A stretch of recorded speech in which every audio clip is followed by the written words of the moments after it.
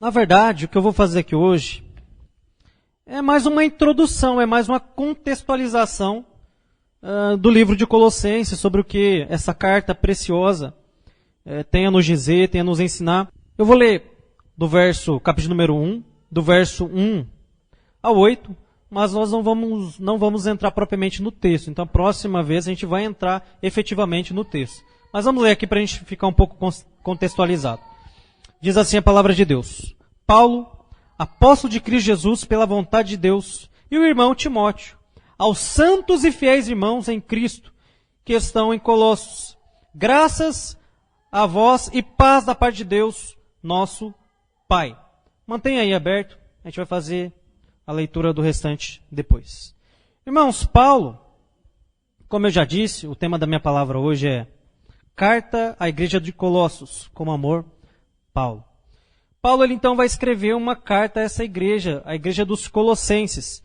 Ele vai escrever essa carta durante aquela mesma prisão em Roma, aquela prisão domiciliar, a sua primeira prisão, onde ele também escreve a carta aos Efésios, aos Filipenses e também a Filemão, que era um membro dessa igreja aqui, de Colossenses.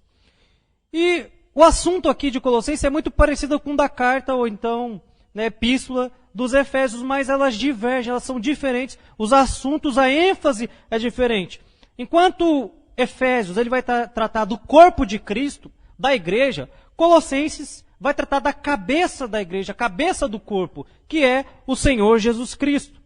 E o que estava acontecendo aqui na igreja dos Colossenses para que ela recebesse então a carta do apóstolo Paulo? Primeiro, aquela igreja estava sofrendo ataque de heresias, o gnosticismo, o ascentismo, o misticismo e o legalismo, que eram heresias ali do primeiro, segundo e terceiro século, que sorrateiramente iam se infiltrando na igreja e quando se dava conta, aquilo quase que destruía a verdadeira doutrina. E o que mais estava acontecendo ali? O pessoal de Colossenses, por causa dessas heresias, passaram a não cultuar apenas a Deus. Eles passaram a ter uma ideia que era necessário também se cultuar anjos. Então havia o culto aos anjos, havia o culto às estrelas, aos astros, e também uma supervalorização dos poderes demoníacos. E Paulo vai combater tudo isso, mostrando então nessa carta a supremacia de Cristo. Como nós cantamos aqui Colossenses, foi até de última hora aqui que nós escolhemos essa canção, é como nós lemos aqui. Deus, ele é Senhor sobre sua criação, Ele é Senhor sobre tudo. Ele é Senhor sobre o visível, sobre o invisível, Ele tem a supremacia. Ele colocou todos debaixo do seu pé, principados, potestades. Tudo está sob o comando de Deus. Como eu disse, aqui então nós vamos ver a respeito do nosso Senhor Jesus Cristo. Mas o primeiro princípio dessa noite é a cidade de Colosso. Eu gostaria de explorar com você a geografia. Como é que era aquela cidade? Em que estado ela se encontrava naquele momento? E isso é importante você saber. Isso é muito importante e nós vamos entender por quê. Primeiramente, a cidade de Colossos no passado foi grandiosa. Inclusive, olha esse nome, Colossos. Significa monstruoso. Era grande. Ela ficava próxima à capital da província da Ásia Menor, a 160 quilômetros mais ou menos. E ficava localizado no vale do rio Lico, perto de Laodiceia e Hierápolis. E essas três cidades, Colossos, Laodiceia e Hierápolis, eram cidades grandes. Eram cidades onde havia muito movimento, comércio, rodava muito dinheiro ali e até mesmo era famoso, por exemplo, Hierápolis, por seus poços quentes, seus poços medicinais. Aqui a gente tem uma cidadezinha aqui no Brasil que é mais ou menos assim, chama-se Caldas Novas, que tem água quente lá, o pessoal gosta de ir lá e se banhar e desfrutar daquilo ali. Então veja, era mais ou menos parecido com Hierápolis. E Laodiceia era como se fosse a grande São Paulo, uma cidade muito movimentada. A diferença é que elas ficavam uma pertinho da outra. Só que a cidade de Colossos ela foi atingida por um terremoto. E ela custou se recuperar e, na verdade, não se recuperou completamente. Em 60 depois de Cristo, na verdade, na época do imperador Nero, ela já era uma cidade bastante debilitada, que tinha perdido o seu glamour, que tinha perdido a sua glória, e com pouca ênfase, com pouca importância ali no Império Romano. E a gente vai descobrir que no século XII, né, realmente essa cidade veio a desaparecer completamente. Enquanto Laodiceia e Herápolis, elas cresceram, elas se fortaleceram, e a ruína delas até hoje, aí, se você for para as bandas, né, lá da Ásia Menor, da Turquia, onde fica esse lugar hoje. Nesse momento, então, que o apóstolo Paulo escreve, ela já não tem mais todo aquele glamour. Ela era uma cidade pequena e quase insignificante. E talvez ela nunca seria mencionada na Bíblia, a não ser por uma coisa: a igreja que se reunia naquele lugar. Era uma cidade pequena, era uma cidade sem muita importância, mas tinha uma igreja ali. Deus, aprove a Deus suscitar uma igreja ali.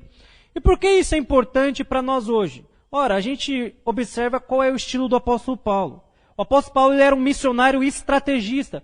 Ele geralmente ia escolher os grandes centros comerciais, os grandes centros marítimos e até mesmo as grandes províncias. E por quê? Era porque ele era interesseiro? Era porque ele queria crescer, tornar o seu nome célebre? Não, é porque ficava mais fácil a propagação do evangelho. Um lugar onde havia, né, bastante comércio, ou comércio marítimo, ou fosse uma grande província, uma capital, mais pessoas seriam alcançadas. Por quê? Porque aquelas pessoas elas iriam ouvir o evangelho, se converter e levar para todos os outros lugares. Então o apóstolo Paulo sempre pensava nisso também, em um lugar estratégico. A gente viu que Filipos era uma cidade extremamente estratégica, porque, além de ser uma colônia romana, tinha o título de colônia romana, ela tinha as leis romanas e era habitada por soldados veteranos, soldados aposentados, que, né, faziam a proteção daquela cidade. E dali, né, pôde se espalhar o evangelho para outros lugares também. Então a escolha de Filipos na Macedônia foi uma escolha estratégica. Mas é diferente com Colossos. É diferente porque, primeiro, não é o apóstolo Paulo que planta essa igreja. Não é o apóstolo Paulo que planta a igreja também, que vem se tornar grande, a igreja de Laodiceia, lembra? Apocalipse. Laodiceia, essa igreja grande e imponente. E Herápolis. Não foi o apóstolo Paulo que plantou essas três igrejas, mas um irmão amado chamado Epáfras. Epáfras. E onde o apóstolo Paulo conheceu Epáfras? Não é Epafrodito, tá, irmãos? Epafrodito é um outro irmão da igreja de Filipenses. É Epáfras. Epáfras, ele conheceu o apóstolo Paulo quando ele ficou 3 anos em Éfeso. Então veja, o apóstolo Paulo ali em Efésios, durante a sua estadia, ele conheceu muitas pessoas e isso gerou um fruto. Epáfras. Epáfras não apenas ouviu o evangelho, mas ele levou o evangelho para a sua cidade, para Colossos. Não apenas para Colossos, ele expandiu isso para Hierápolis e para Laodiceia. Ou seja, um verdadeiro servo de Deus. Embora a cidade, pelo menos de Colossos, não tivesse tanta importância, Deus suscitou a sua obra ali. Irmãos, aqui nós já aprendemos um princípio muito precioso. Que primeiro, Deus, ele pode suscitar sua obra em os lugares mais improváveis. Mais improváveis. Você olha para uma cidade, você olha para um ambiente, você olha para, né, um devido lugar e fala, não pode, aqui não tem como. Não tem como aqui Deus fazer a sua obra, é muito difícil. Aqui é muito pequeno, acho que daqui não pode render coisa alguma. Mas a história bíblica nos ensina que Deus, ele tem um certo encanto por coisas que não são, que aparentemente não parecem ser. Por exemplo, Israel, que era a menor de todas as nações e até hoje é. Foi a escolhida por Deus para se suscitar o Messias, o Senhor, o Salvador, o nosso Senhor Jesus Cristo. Não apenas Israel, mas também lembra de Felipe. Felipe, ele conheceu o Senhor Jesus Cristo. Ele ficou extremamente marcado, ele foi anunciar isso ao outro. Ele chega então a Natanael e fala, eu encontrei o Messias. Eu encontrei aquele que Moisés diz, aquele que os profetas nos diziam que viria. E Natanael pergunta, onde é que você encontrou? De onde é que ele é? Quem ele é? É Jesus de Nazaré. E Natanael fala, mas peraí, pode vir algo bom de Nazaré? E por quê? Porque Nazaré era uma cidade extremamente pequena, ficava perto de uma capital, e alguns historiadores vão dizer que havia 200 habitantes ali, não mais que isso. Uma cidade extremamente pequena, mas foi ali onde o nosso Senhor Jesus Cristo passou a maior parte da sua vida, segundo historiadores e segundo a Bíblia. Eu me lembro de uma época, quando eu fazia seminário, e sempre surgia essa conversa entre nós lá, para onde as pessoas, os seminaristas gostariam de ser enviados, e a gente não tinha, na verdade, muita escolha. Mas se fosse perguntar para o seminarista, onde você quer enviado? Eu quero ser enviado lá para o centro de São Paulo. capital, né? Eu tenho possibilidade de crescer, me tornar maior lá. Quero ir lá para o centro do Rio de Janeiro. Quero ir lá para o Rio Grande do Sul, Santa Catarina. Para esses lugares maiores. Eu nunca ouvi ninguém falar. Assim, eu quero ir lá para Codó do Maranhão. Ninguém nunca falou isso aí, né? Como é que é? Eu quero ir lá para Xambioá. Ninguém falou. Pindamonhangaba. Ninguém nem conhecia, né? Irmãos, na verdade a pergunta não é para onde. A pergunta correta não é para onde aqueles seminaristas gostariam de ser enviados. A pergunta correta seria: qual é a vontade de Deus? Onde é o centro da vontade de Deus? Porque é realmente isso que importa. Não importa se é uma cidade grande ou pequena. Importa se estamos no centro da vontade de Deus ou não. É só isso que importa. Interessante notar também o modo que as pessoas escolhem a igreja hoje. Como é que elas escolhem uma igreja para congregar? Primeiro, é perto de casa? Primeiro requisito, fica perto, eu consigo ir a pé? Consigo ir de bike? Segundo, como é que é a estrutura? É grande? Tem uma boa estrutura? O louvor é top? Como é que é? Então as pessoas elas são guiadas e conduzidas em suas decisões apenas por vista. Mas a pergunta correta também, e como elas deveriam escolher, aquela é uma igreja bíblica? Aquela igreja prega a verdade? Há o genuíno amor ali? É um povo de Deus? Porque na verdade é isso que chamou a atenção do apóstolo Paulo na igreja de Colossos. Como eu disse, o apóstolo Paulo, ele não plantou essa igreja. Mas também ele nunca chegou a se encontrar com esses irmãos pessoalmente. Mas essa igreja tinha uma fé suficiente para chamar a atenção do apóstolo Paulo, a ponto dele escrever uma carta inspirada por Deus e enviar para os colossenses. É isso que deveria importar para nós, irmãos. Olha só o que diz, aí vamos continuar a leitura do verso 3 ao 8, que diz assim: damos graças a Deus, Pai de nosso Senhor Jesus Cristo, orando sempre por vós. Olha o verso 4. Desde que ouvimos falar da vossa fé em Cristo Jesus e do amor que tendes por todos os santos, por causa da esperança que vos está reservada no céu, da qual já ouvistes, pela palavra da verdade, o Evangelho, que chegou a vós e também está em todo o mundo, frutificando e crescendo. Assim como entre vós, desde o dia em que ouvistes e conhecestes a graça de Deus na verdade, como aprendestes com Epáfras, nosso amado conservo, fiel ministro de Cristo em nosso favor. Ele também nos contou do amor que tendes no Espírito. Veja que é interessante isso aqui. Primeiro, o apóstolo Paulo não plantou aquela igreja. Segundo, ele nunca se encontrou, é uma das poucas igrejas que ele nunca se encontrou pessoalmente com aqueles irmãos. Mas a fé, o amor, a verdade chamou a atenção do apóstolo Paulo. A ponto dele escrever uma carta para, é claro, elogiar todo esse fervor espiritual, toda essa verdade, toda essa fé, mas também, segundo a solicitação de Epáfras, corrigir alguns problemas que havia naquela igreja. Então, vamos para o segundo princípio, saber como é que era a igreja de Colossos. O que o apóstolo Paulo tinha a elogiar e também a corrigir.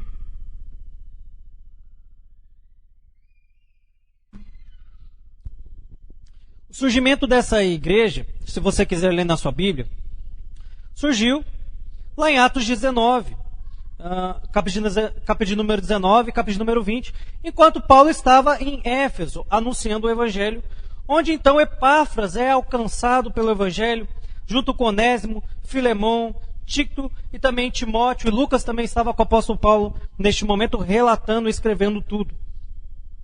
Então, uma genuína igreja ela pode surgir somente dessa forma, através da pregação do Evangelho. Constantemente nós vemos aí, já disse isso em outra pregação, rachas, né?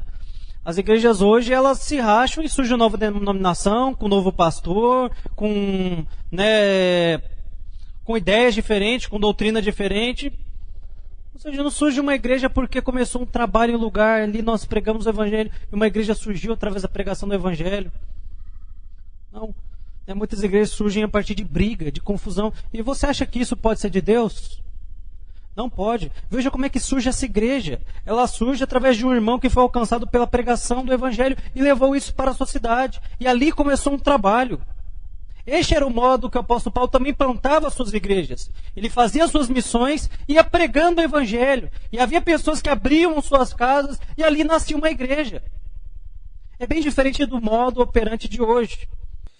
Muitas igrejas elas não estão preocupadas com o que diz o evangelho, com o que diz a palavra de Deus, mas elas buscam os seus interesses pessoais. Na verdade, elas nem abrem igrejas porque estão preocupados com a palavra de Deus, mas porque estão preocupados às vezes com isso aqui, com dinheiro, com status, com proeminência e com disseminar as suas heresias.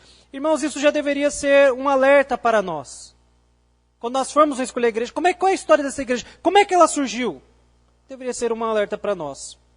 O fundador, então, da igreja de Colossos e também de Hierápolis e Laodiceia é Epáfras. Todos concordam com isso. Provavelmente se converteu ali em Éfeso com a pregação do Paulo e levou o evangelho a essa cidade.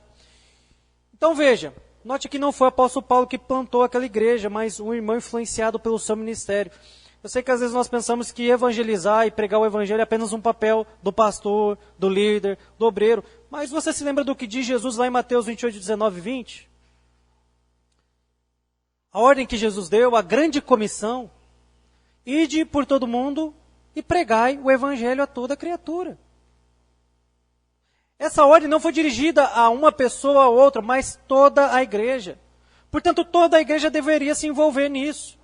O Wisby vai dizer o seguinte: Deus nem sempre precisa de um apóstolo, um obreiro em tempo integral para começar um ministério. Também não precisa de prédios sofisticados. Às vezes nós ficamos esperando isso, né? O pastor, o líder. Às vezes ficamos esperando, né? Alguém nos dá o recurso, a estrutura necessária. Quando na verdade deveríamos simplesmente fazer como Epáfras. Esse evangelho é verdadeiro. Ele mudou a minha vida. E anunciar aquele que nós conhecemos. Na família, na escola, na faculdade, no trabalho. Onde quer que Deus tenha te colocado. A verdade é que você pode chegar a lugares, irmãos, que nós nunca chegaremos.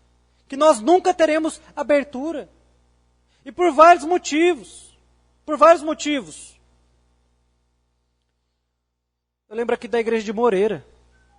Como é que nasceu a nossa igreja aqui? Nasceu em uma casa, lá no César Park. Estava começando o bairro, um lugar super improvável.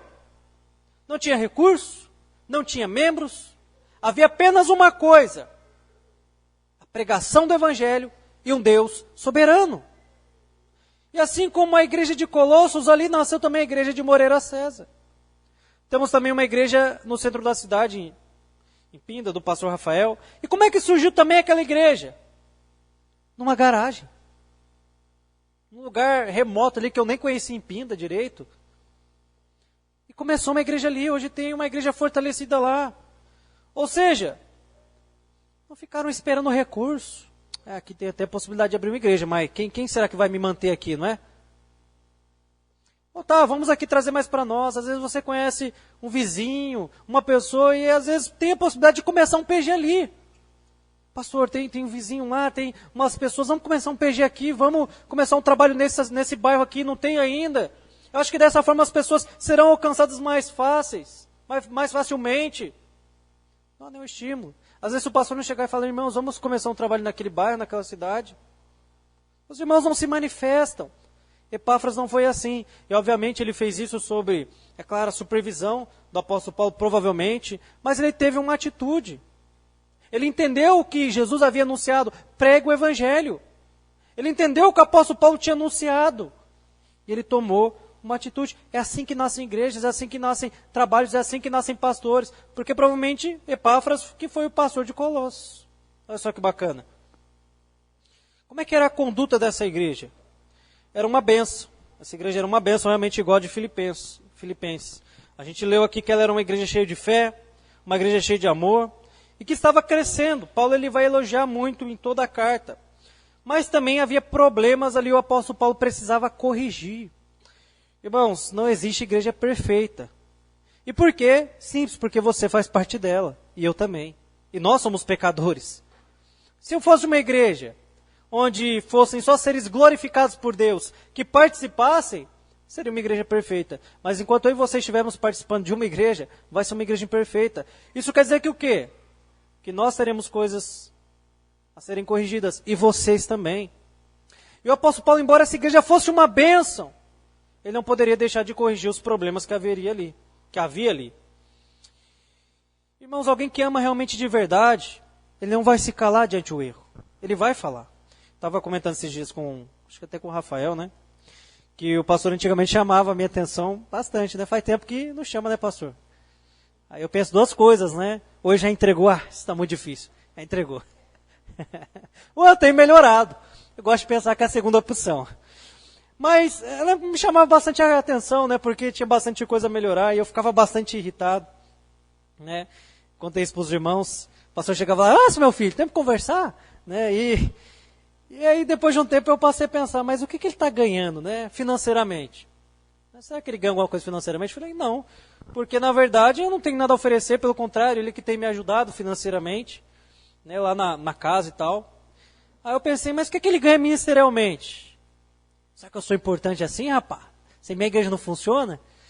Eu falei, não ganha nada ministerialmente, porque já está há 25 anos no campo ou mais, né, pastor? Não ganha nada. Eu me perguntei, o que ele ganha pessoalmente? É para perder um amigo, um irmão. E você fala, eu vou sair da igreja, pastor, não quero mais saber de igreja, não. Ou seja, não havia nenhum ganho aparente. Eu cheguei à conclusão mais óbvia. Obviamente, essas correções vêm de uma pessoa que realmente quer o meu bem e me ama. E quer que eu melhore.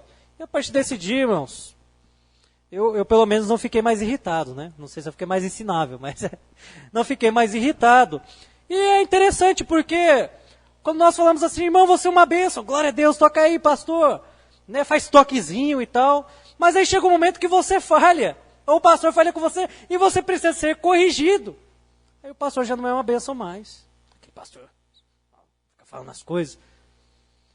Né? Ou seja, o apóstolo Paulo amava aquela igreja, mas ele vai a corrigir, ele tinha problemas, tinha heresias que estavam se filtrando ali, coisa séria, e precisava ser corrigido. Irmãos, você precisa ter um coração ensinável.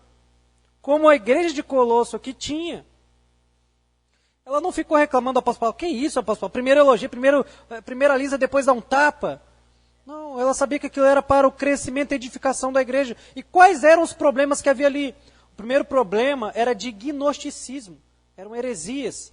E gnosticismo é um povo que cria num conhecimento superior, que não foi dado nem mesmo aos apóstolos, que foi dado apenas a uma aristocracia, apenas a algumas pessoas seletas. Eles também criam que a matéria era má, e por isso jamais Jesus poderia ter vindo em carne e osso. Eles não criam que Jesus, ele nasceu da Virgem Maria, ele cresceu, ele padeceu sobre Pôncio Pilatos, ele morreu e ressuscitou. Ora, já que a matéria é má, se Jesus viesse em corpo, ele seria mau. Eles criam que Jesus era uma espécie de espírito evoluído, uma casta bem distante do que é uma divindade. Eles não consideravam Cristo Deus. Outro problema, que é basicamente uma heresia, né, irmãos? 1 João 1 é muito claro sobre o verbo se fazer carne e habitar entre nós, cheio de graça e verdade. Mas havia pessoas que estavam dando ouvido aos gnósticos. Outro problema ali eram os ascéticos, ou o ascetismo. Eram pessoas que se abdicavam de comida, relações íntimas, dinheiro e até praticavam autoflagelo. Eles criam que se fizessem assim, alcançariam perdão e teriam uma revelação superior, muito parecido com o que os monges fazem hoje. Os monges não casam, eles vão para um lugar isolado, eles se abstêm de comida muitas vezes, se abstêm de coisas boas, né? Como por exemplo, o relacionamento íntimo no casamento, e vivem lá aquela vida deles achando que dessa forma eles alcançam uma revelação ou um nível de espiritualidade superior. Mas isso não é verdade.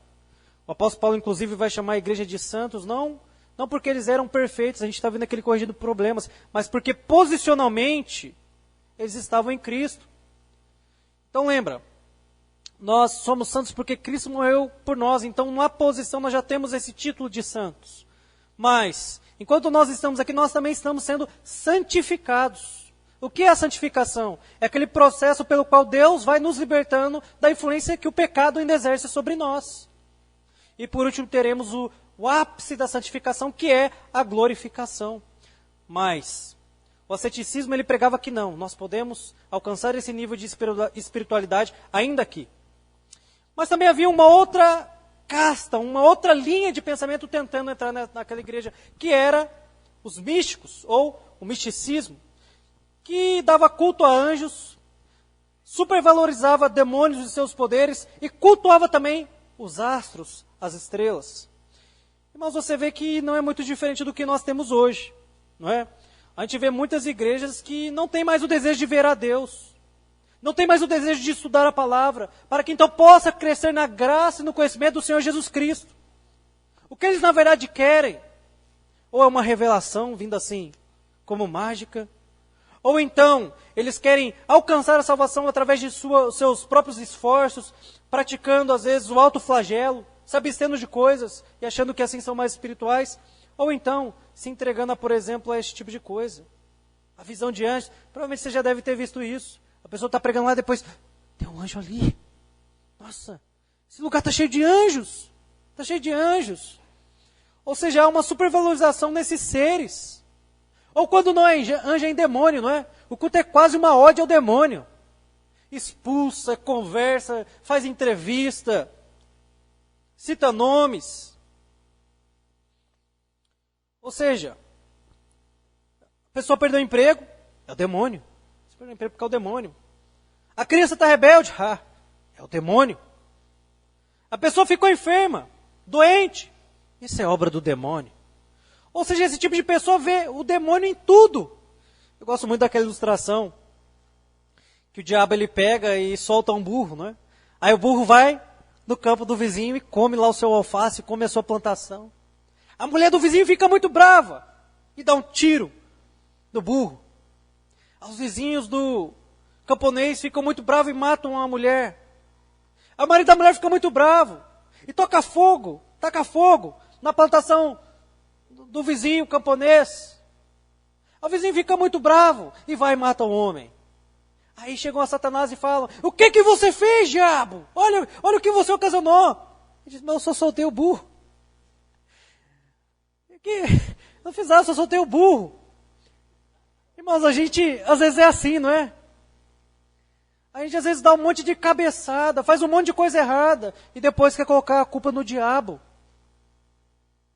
E eu não estou aqui dizendo que o diabo ele não tem uma certa influência, ele não nos tenta a todo momento para nos derrubar. Quando a ilustração do burro. Ele só soltou o burro, mas foi o suficiente para causar todo o desastre. Mas muitos, é só o diabo, eu não tenho responsabilidade nenhuma. Não é consequência do meu pecado. Na época do apóstolo Paulo, muitos criam que coisas ruins aconteciam também por causa do demônio. Choveu, foi o demônio. Mas esse seu irmão está orando para chover, para a plantação dele. Como é que faz? Aconteceu um acidente, é o demônio. Morreu, é o demônio. Certa vez eu vi uma entrevista, né? Onde o cara estava sendo preso porque matou uma pessoa, né? Ele fala, por que você fez isso? Foi o demônio que falou para eu fazer. Então veja, não adiantou muito prender ele do mesmo jeito. Então veja, muitas pessoas, elas querem colocar a culpa no demônio, mas será que é só culpa do demônio? Será que não é consequência das suas escolhas erradas, do seu pecado? Eu creio que muitas das coisas que acontecem em nossa vida, sim. Mas também havia um povo ali que cultuava astros, estrelas, os corpos celestes. Eu posso te perguntar, os corpos celestes, eles têm alguma influência sobre nós? Você pode bater pronto e me responder. É claro que não. Como assim? É um absurdo alguém crer que estrela, que astro, exerce alguma influência sobre nós. Mas eu te respondo então por que milhares de pessoas, todos os dias, consultam o horóscopo. Milhares, não são poucas. Há pessoas que só compram um jornal para ver o horóscopo. Hoje está mais fácil, consultar na internet todo dia. E se naquele dia tem uma mensagem meio ruim, nem sai de casa. Então tem gente que acredita que a posição das estrelas, dos astros, influenciam. Muitos acreditam nisso. Tem até aquele filme famoso, você já deve ter ouvido falar. A culpa é de quem? As estrelas. A culpa é das estrelas. A pessoa é meio nervosa, igual eu assim, porque é de Áries. Áries é meio nervoso assim. Né? A pessoa é meio sensível, não é porque é de virgem, né? A pessoa é meio sensível, meio fleumático, meio, sei lá. A pessoa é meio sensível. Uma vez me perguntaram, qual é que é o seu signo? Eu falei, dragão. Ela falou, mas dragão não existe. Eu falei, nenhum existe. Nenhum existe. Né? Tem pessoas que baseiam a sua vida nisso. E colocam a culpa nisso. É muito triste ver até mesmo crentes, né? Às vezes eu ouço os irmãos falando, é que eu nasci em fevereiro, eu sou de aquário, né? De peixes e tal. Crente. Ou seja, Padre São Jorge, né? Ferradura. Tem um monte de crente que usa essas coisas aí como um amuleto, né? Irmãos, mas todas essas coisas, elas negam coisas, negam doutrinas da palavra de Deus, como por exemplo, que Deus é soberano. Que Deus está no controle de todas as coisas. Ela nega a doutrina da responsabilidade humana. Será que você não perdeu o emprego porque você é um mau funcionário? Chega atrasado, responde o patrão, briga, não presta conta, não faz o serviço direito, aí foi demitido. Mas não foi o demônio. Foi porque você não era um bom funcionário. Aí a pessoa está com um casamento difícil, é o diabo está tentando destruir meu casamento. Mas será que não é porque você não é um bom esposo? Uma boa esposa? Será que seu casamento não está em ruínas porque você quebrou os princípios da palavra de Deus? E não tem como. Não tem como. Você quebrar os princípios da palavra de Deus e achar que vai dar certo. Não tem como. A pessoa depois no futuro está colhendo as consequências e fala, é o demônio. Não é o demônio. Foi você que não deu ouvido à voz de Deus. A voz da palavra. Não amou direito, não foi fiel. Agora meu casamento está se desmanchando. O filho está rebelde, né? Certa vez, né, o filho estava muito rebelde.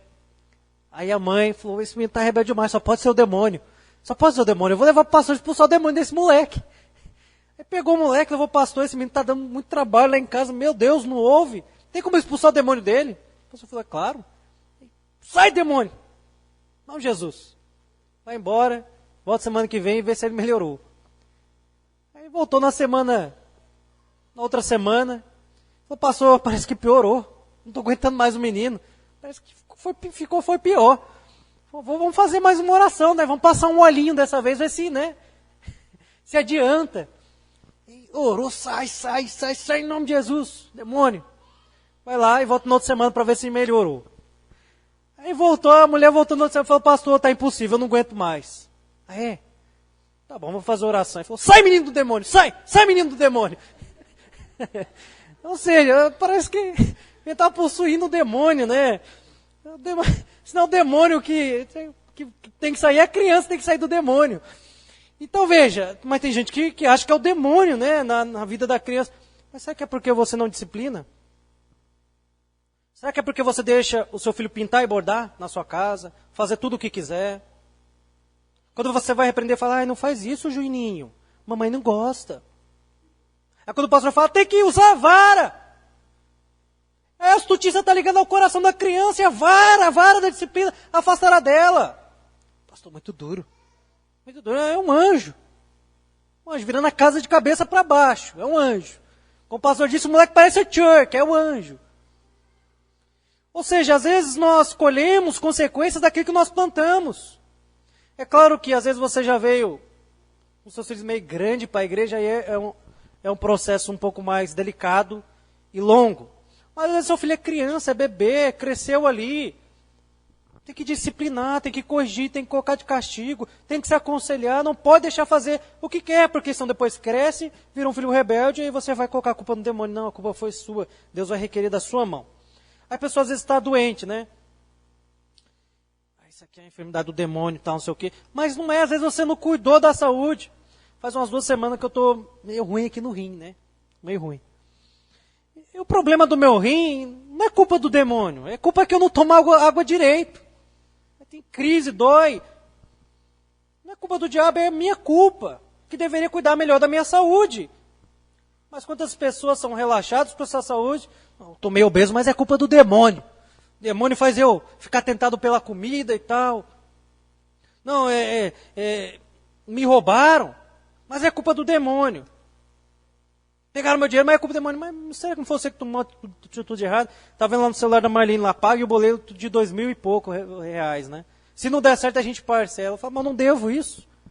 Mas tem gente que cai. E depois fala, o demônio não é. Às vezes são as consequências dos nossos pecados.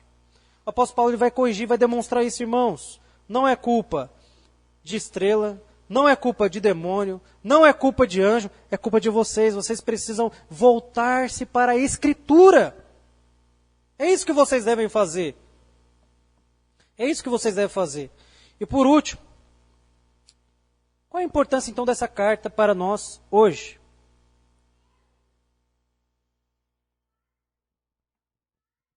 Irmãos, nós vivemos um tempo que as pessoas elas toleram o erro, mas são intolerantes com a verdade. Elas toleram o erro, mas você expõe a verdade, você escracha a verdade, você abre os olhos, tira as escamas. As pessoas ficam bravas com você. Elas não dão ouvido à verdade. Elas preferem continuar na mentira, no erro. Ou seja, não tem problema se o outro prega lá errado. Deus é amor. Deus ama todo mundo. O problema é que o Jesus que muitos estão pregando hoje não é o Jesus bíblico. Aquelas pessoas estão numa igreja evangélica cometendo idolatria. Jesus vai dizer em João 8,38, aquele que crer em mim, como dizem as Escrituras. Não é o Jesus que você idealizou aqui na sua mente. Não é o Jesus paz e amor que muitos pregam por aí. Não é o Jesus que é tolerante com o pecado. Um Jesus quase afeminado, que não se ira, que não pune, que não repreende, que é um Papai Noel, que te dá tudo o que você quer. Não é esse Jesus. Quem crer em mim, conforme dizem as Escrituras, do seu interior fluirão rios de água viva. É o que declara a Escritura. Mas muitos preferem servir esse Deus que eles criaram. Um Deus que passa a mão, que encobre todo o pecado. Você fala, isso é pecado? Não, acho que não é tão pecado assim. Então você sabe mais que Deus? Toma o lugar dele logo então. Cria o mundo para você, faz suas regras. Se nós somos cristãos, ser cristão, irmãos, ser cristão é amar o que Deus ama e odiar o que Ele odeia. É amar a santidade, odiar o pecado. Mas hoje nós somos tolerantes, não é? A gente quer ficar bem com as pessoas. A gente não quer que as pessoas chateiem conosco. Eu realmente não quero que os irmãos fiquem chateados comigo, mas acontece várias vezes. É assim. E quando eu estou errado, irmão, me perdoa. Mas às vezes quem está errado é você, quem deveria pedir perdão é você. Se arrepender, eu vou mudar. É interessante que nos dias em que nós vivemos, antigamente quando as pessoas ouviam o verdadeiro evangelho, elas mudavam de vida. Hoje quando elas ouvem a verdade do evangelho, de duas uma. Ou elas querem mudar de igreja, ou querem adulterar a palavra de Deus. Isso não é ser cristão. Isso não é ser crente. Isso é apenas ser uma pessoa moralmente correta como o ímpio é. Se nós queremos servir a Deus, nós precisamos servir o Jesus que a Escritura declara. Que a Escritura declara não aquele que nós criamos, que nos serve, que aprova tudo que nós fazemos, dizemos. Aqueles inclusive que hoje tentam atacar a divindade de Jesus, negando o seu nascimento virginal, sua morte, ressurreição, santidade imaculada. Ficou famoso um tempo atrás um comercial que acho que fizeram para o filme, que o título era Meu Corpo, Minhas Regras. Você chegou a ver esse comercial? Meu Corpo, Minhas Regras. Era um monte de mulher lá e homem também vestido de rosa, com uma peruca azul. E naquele comercial diziam, né? Não sei o que, Maria engravidou lá pelo Espírito Santo, né? Sem relacionamento íntimo. Aí, sei. sei que foi ser isso.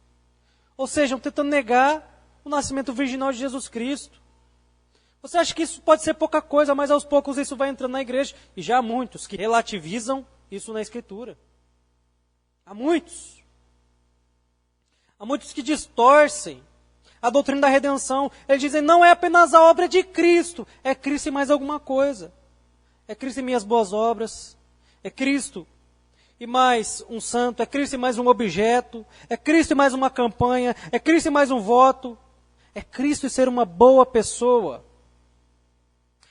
Alguns, inclusive, vão usar disso aí como estratégia para fazer comércio da fé. E aí é onde nós temos esses diversos escândalos que acontecem. São muitos, não são poucos. Por quê? Porque o povo que não lê a Bíblia é enganado mesmo. Porque realmente é preciso ter fé para acreditar, para crer, irmãos, que nós somos salvos de uma maneira que nós não fizemos nada para merecer. É mais ou menos o seguinte. Você já deve ter ganho um presente e isso te surpreendeu, não é? Você não fez nada para a pessoa, você, pelo contrário. Mas de repente aquela pessoa chega e te dá um presente e você fica até constrangido, você fica querendo retribuir. Você fala, cara, aquela pessoa me chamou para ir na casa dela, agora eu tenho que retribuir de alguma forma, eu tenho que fazer alguma coisa. E você, enquanto não faz isso, não se sente em paz. E é exatamente isso que as pessoas querem fazer em relação à salvação. Deus chega, nos escolhe e fala, eu estou te salvando. A gente fica, agora eu preciso fazer alguma coisa, agora eu preciso fazer alguma coisa. A salvação, irmãos, não exige nada, é só fé. Agora é claro que nós precisamos viver uma vida de santificação, pois se conhece a árvore pelos frutos. Mas não é pelos seus frutos, não é pela sua boa ação, por suas boas obras, que você vai ser salvo. Não é por isso. Muitos se aproveitam disso para comercializar e fazer um comércio na igreja. E por último, que nós estudaremos também aqui nessa carta, é a doutrina de que Deus criou o universo. Porque isso tem sido atacada hoje fortemente. Muitos crentes até creem que o universo foi fruto de uma geração espontânea. Simplesmente surgiu, do nada. De repente surgiu organização, DNA, vida complexa. Outros creem no Big Bang. Houve uma explosão, e essa explosão gerou uma sopa cósmica e onde a vida ali se desenvolveu, através de uma bactéria. Outros já acreditam no darwinismo ou evolução. Não é que o mundo se criou sozinho e ele foi evoluindo. Richard Dawkins vai até inclusive dizer que acreditar em Deus é um delírio. Ele escreveu um livro chamado Deus, um delírio. Mas o que a Escritura vai declarar é que Deus, Ele criou todas as coisas. Ele é antes de tudo. E tudo Ele fez pelo poder de Sua palavra. Todas as coisas pertencem a Ele. No céu, debaixo do céu, na terra, debaixo da terra, no céu, acima do céu, em todo o cosmos, em todo o universo. Não há 1 centímetro que não pertença a Deus. É isso que o apóstolo Paulo vai combater. Pois os gnósticos, inclusive eles vão atacar isso, a matéria é má, Deus não pode ter criado isso aqui. Mas irmãos, Gênesis 1, 2 é muito claro ao declarar que Deus fez que haja luz e houve luz. Deus falou e aconteceu. Quantos crentes hoje são iludidos por isso? Não, eu até acredito que Deus criou as coisas, mas acho que foi evoluindo, né? Eles misturam cristianismo com evolucionismo. Mas não é assim que a Bíblia declara. Mas o pior, irmão, é que esse tipo de coisa está sendo ensinado para o seu filho lá desde que ele entra na escola. Por isso, não é incomum os filhos chegarem à adolescência e desviarem da fé, principalmente no período da faculdade. Ora, eles cresceram ouvindo que quem criou tudo não foi Deus. Foi fruto de uma geração espontânea, foi fruto, né, de um Big Bang, foi fruto de uma evolução. Eles olham para a Escritura e falam, isso é muito fantasioso, não tem como. E aí então eles encontram um professor, todo eloquente, com os seus títulos universitários, ensinando, que é isso, você crê na Bíblia, que coisa antiga. Os tempos se atualizaram. Isso é tão... irrelevante para o dia de hoje.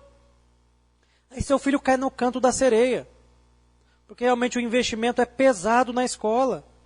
E lá eles nem citam, né, que Deus criou, eles só ensinam uma coisa: evoluiu, surgiu. É só isso. Que Deus ele possa abrir o nosso entendimento, irmãos, para nós compreendermos que é somente a Escritura que deve nos conduzir. Não é a revelação do pastor tal, não é o fulano de tal que é poderoso, não é uma revelação que eu tive, não é um sonho que eu tive, não é uma experiência que eu tive, é somente a Escritura. Pois quando nós damos vazão para essas coisas, nós corremos o risco de cair em heresia. Que Deus ele possa abrir a nossa mente através do estudo dessa carta, para que possamos compreender que nós somos salvos não é porque você e eu somos bons, mas é porque Deus é gracioso. Portanto, se não fosse a sua graça, não seria de nós. Ele também possa te levar a compreender que não é a fé em mais alguma coisa, é somente a fé. O justo viverá pela fé. Efésios vai declarar que a salvação é um dom de Deus, não de obras, para que ninguém se glorie. Que essa carta possa nos ensinar que Cristo é o cabeça da igreja, que Cristo é o cabeça de todas as coisas, que Ele é Deus, que Ele é maravilhoso, que Ele é onipotente, onisciente, divino, que Ele se fez homem, habitou entre nós, cheio de graça, verdade, morreu sobre Pôncio Pilatos, ressuscitou e irá voltar. Não era um espírito evoluído. Não era um espírito evoluído. E que em tudo isso Ele não pecou, Ele foi perfeito. E é através dele que alcançamos redenção. E por último, que Deus ele possa nos dar graça para compreendermos essa carta. Que toda a glória, ela deve ser dada a Deus. Deus é o único merecedor de toda a glória, toda a honra, todo louvor, toda a adoração. Irmãos, a obra de Deus não é uma coisa que você participa. A igreja não é um lugar que você vem para buscar os seus próprios sonhos, para realizar os seus próprios desejos, os seus intentos pessoais. Nós estamos aqui, irmãos, por apenas um motivo. Nós queremos aprender a viver para a glória de Deus. Pois como declara o apóstolo Paulo em Filipenses 1:21, o viver deve ser para Cristo e o morrer é lucro. Mas quantos vêm à igreja buscando isso, os interesses pessoais? Que Deus ele nos ensine, através dessa carta, que, irmãos, a sua vida deve ser um culto a Ele. A Bíblia declara, quer comais, quer bebais, fazei tudo para a glória de Deus. Se o simples ato de comer e beber deve ser feito para a glória de Deus, quanto mais a nossa vida. O culto ele não termina aqui nessa reunião, ele vai além, ele vai lá para o seu trabalho, ele vai lá para o seu ciclo familiar. O culto a Deus vai até lá, porque a sua vida deveria ser um culto a Deus. Ela vai até a sua escola, até a sua faculdade. Ela vai onde você estiver. Quando nós vivemos para a glória de Deus, Cristo é glorificado. Não apenas aqui, mas onde quer que Deus nos coloque. Amém? Vamos colocar de pé e fazer uma oração?